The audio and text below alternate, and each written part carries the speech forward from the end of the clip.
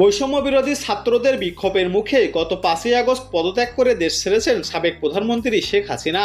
দলের পতনের সারা দেশে বিভিন্ন জায়গায় 14 দলের অন্যতম শরিক জাতীয় সমাজতান্ত্রিক দলের জাসদের সভাপতি ও সাবেক মন্ত্রী হাসানুল হক ইনুর বিরুদ্ধে একাধিক মামলা হয়েছে।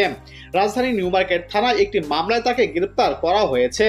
রাজধানী আদাবর থানায় করা পোশাক শ্রমিক রুবেল হত্যা মামলার বর্তমানে রিমান্ডে আছেন তিনি।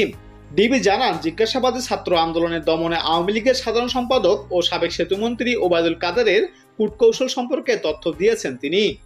জাসদ সভাপতি ও সাবেক মন্ত্রী বলেন, শেখ হাসিনা সরকারের প্রথম 5 বছর আমি মন্ত্রী ছিলাম, পরে 10 থেকে 11 বছরে আমরা সরকারে ছিলাম না, তবে 14 দলের জোটের শরিক ছিলাম।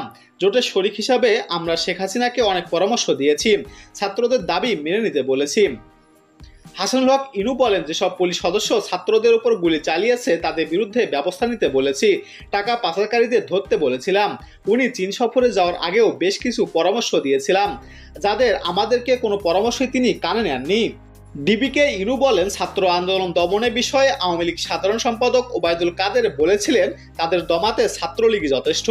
এই মন্তব্যটি ছাত্র জনতার ওপর বিরূপ প্রতিক্রিয়া সৃষ্টি করেছিল। উল্লেখ্য, হাসানুল হক ইনু 2014 থেকে 2019 মেয়াদে আওয়ামী লীগ নেতৃত্বাধীন সরকারের তথ্যমন্ত্রীর দায়িত্বে পালন করেন। সর্বশেষ দ্বাদশ জাতীয় সংসদ নির্বাচনে আওয়ামী লীগের প্রতীক নৌকা নিয়ে নির্বাচন করেও হেরে যান তিনি।